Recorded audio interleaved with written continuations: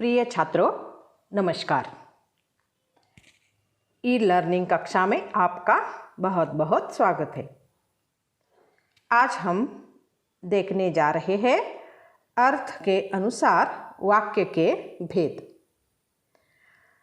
अर्थ के अनुसार वाक्य के भेद कितने हैं?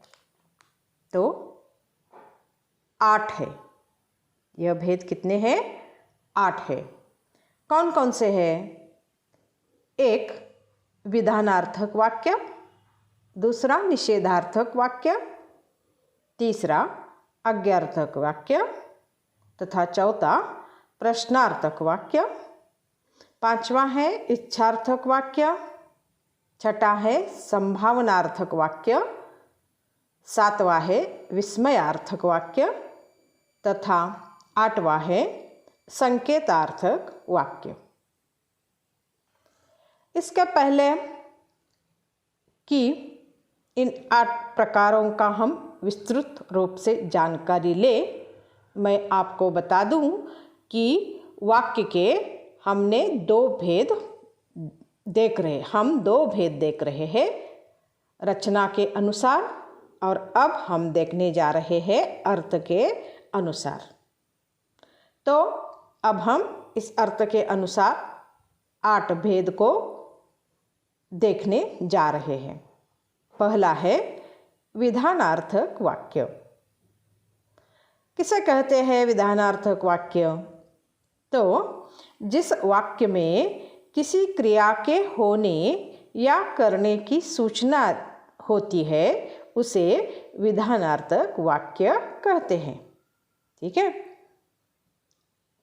जैसे रमा पाठशाला चली गई, इसमें किसी क्रिया के होने की सूचना हमें मिली है। तो इसलिए यह वाक्य हो गया विधानार्थक वाक्य। वैसे ही दूसरा वाक्य देखते हैं, मैं खुशी से उछल पड़ा। मैं खुशी से उछल पड़ा, इसमें भी क्रिया के होने की सूचना हमें मिल रही है, इसलिए यह भी है विधानार्थक वाक्य। अब देखेंगे दूसरा प्रकार निषेधार्थक वाक्य। इसकी परिभाषा इस प्रकार है, जिस वाक्य में किसी बात के न होने या न करने का बोध होता हो उसे कहते हैं निषेधार्थक वाक्य। यानी जिस वाक्य में किसी बात के न करने की या न होने की सूचना मिलती है उसे निषेधार्थक वाक्य कहते हैं। जैसे कि यह मकान मेरा नहीं है। इस वाक्य में किसी बात के न होने की सूचना हमें मिली है, इसलिए यह वाक्य निषेधार्थक वाक्य हो गया। यह मकान मेरा नहीं है। फिर और एक वाक्य देखेंगे, फ्रिज में तिल रखने की जगह नहीं। यानी फ्रिज में जगह नहीं है, इस बात को यहाँ पर हमें बात की सूचना मिल रही है, यानी कि किसी बात के न होने की सूचना हमें इस वाक्य में भी मिल रही है, इसलिए यह वाक्य निषेधार्थक वाक्य हो गया। ठीक है। अब हम देखते हैं तीसरा प्रकार आज्ञार्थक वाक्य। अब देखिए, जो भी मैंने अर्थ के अनुसार 8 भेद बताए हैं या फिर ये बता रही हूँ, उनसे ही आपको यह ज्ञात होता है कि उस शब्द में ही उसकी परिभाषा शामिल है।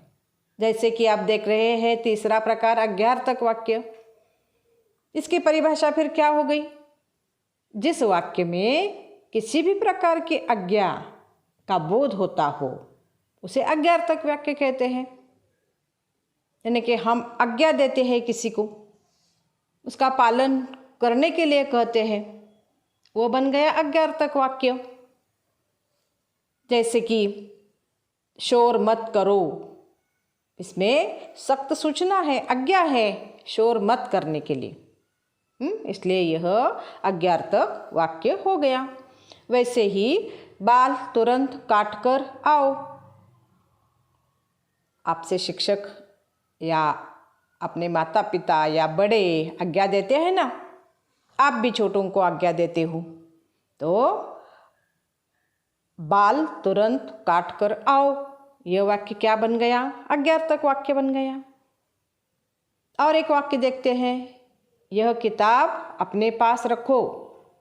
यानी इन सारे वाक्यों से हमें किसी आज्ञा की सूचना मिलती है, बोध होता है। उस वाक्य को कहते हैं आज्ञार्थक वाक्य। चौथा प्रकार है प्रश्नार्थक वाक्य। जिस वाक्य में किसी प्रकार का प्रश्न किया गया हो। मैंने अभी बताया ना कि इस प्रकार का नाम है, उस नाम से ही हमें पता चलता है कि क्या है इसमें। तो प्रश्नार्थक वाक्य में जिस वाक्य में किसी प्रकार का प्रश्न किया गया हो उसे प्रश्नार्थक वाक्य कहते हैं। जैसे मकान ढूंढने में कुछ तकलीफ तो नहीं हुई? प्रश्न चिन्ह लगाया जाता है। देखिए यहाँ पर प्रश्न पूछा गया है इस वाक्य में, इसलिए यह हो गया प्रश्नार्थक वाक्य।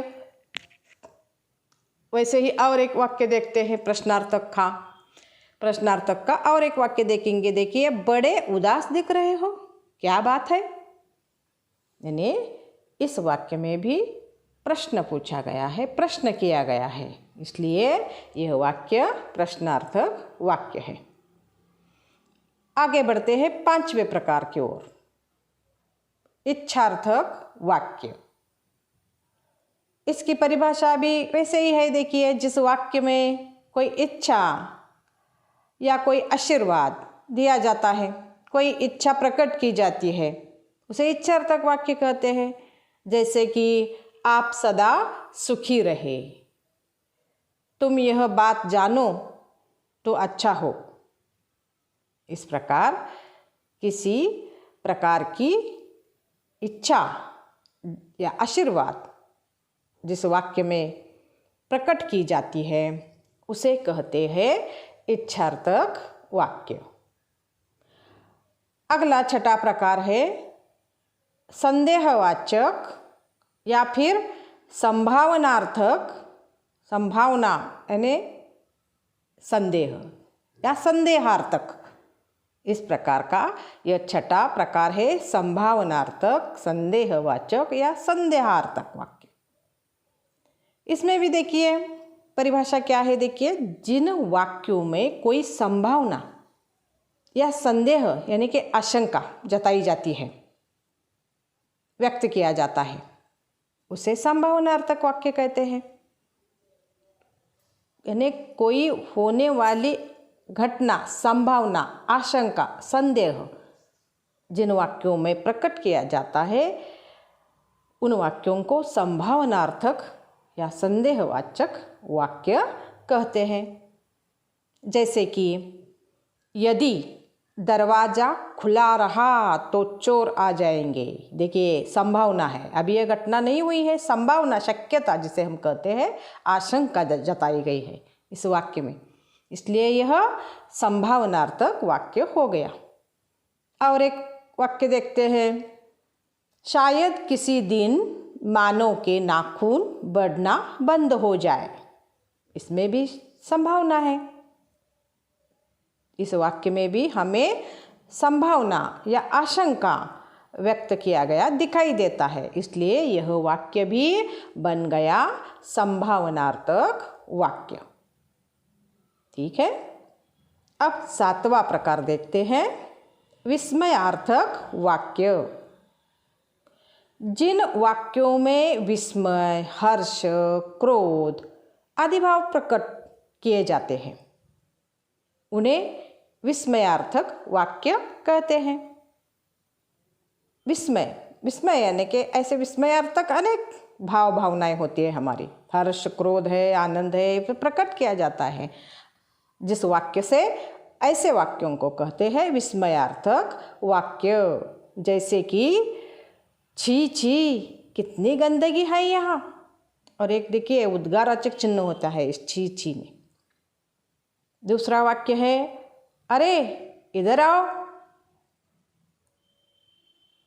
अरे के आगे उद्गारवाचक चिन्ह आता है, यानी कि ये भाव भावनाएं होती है। इन भाव भावनाओं से वैसे उस वाक्य से कोई संबंध नहीं है, लेकिन फिर भी यह जो शब्द है उन शब्दों से हम अपनी गहरी भावना प्रकट करते हैं। इसलिए जिन वाक्यों में ऐसे मन की भाव भावनाएं, विस्मय, हर्ष, क्रोध आदि हम प्रकट करते हैं उन्हें विस्मयार्थक वाक्य कहते हैं। जैसे कि इन दो वाक्यों में, पहले वाक्य में छी और दूसरे में अरे, यह जो दोनों शब्द है उससे हमें विस्मय प्रकट किया हुआ दिखाई देता है, इसलिए यह दोनों वाक्य विस्मयार्थक वाक्य बन गए। अब अंतिम प्रकार, अर्थ के अनुसार वाक्य का अंतिम प्रकार कौन सा है? तो संकेतार्थक वाक्य। जिन वाक्यों में एक क्रिया दूसरी क्रिया की ओर संकेत करती है, देखिए एक वाक्य में जो क्रिया होती है वह क्रिया दूसरी क्रिया की ओर संकेत करती है, उन्हें संकेतार्थक वाक्य कहते हैं। देखिए अब एक उदाहरण के माध्यम से हम इसे समझ लेते हैं। कैसे? देखिए, अगर अच्छी पढ़ाई करोगे तो उत्तीर्ण हो जाओगे। अगर अच्छी पढ़ाई करोगे तो उत्तीर्ण हो जाओगे। इसमें देखिए एक पहली क्रिया कौन सी है? पढ़ाई। पढ़ाई करोगे तो उत्तीर्ण होगे, यानी कि यह पहली क्रिया दूसरी क्रिया की ओर संकेत करती है, इसलिए यह वाक्य बन गया संकेतार्थक वाक्य। ऐसे और एक उदाहरण हम देखते हैं। यदि समय पर काम हुआ तो हमारा फायदा है।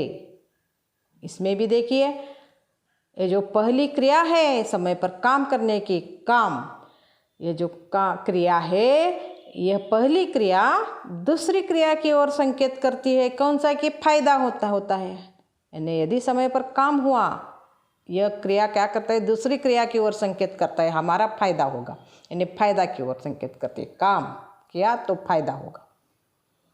इस प्रकार जिन वाक्यों में एक क्रिया जो होती है वह दूसरी क्रिया की ओर संकेत करती है उन्हें संकेतार्थक वाक्य कहते हैं।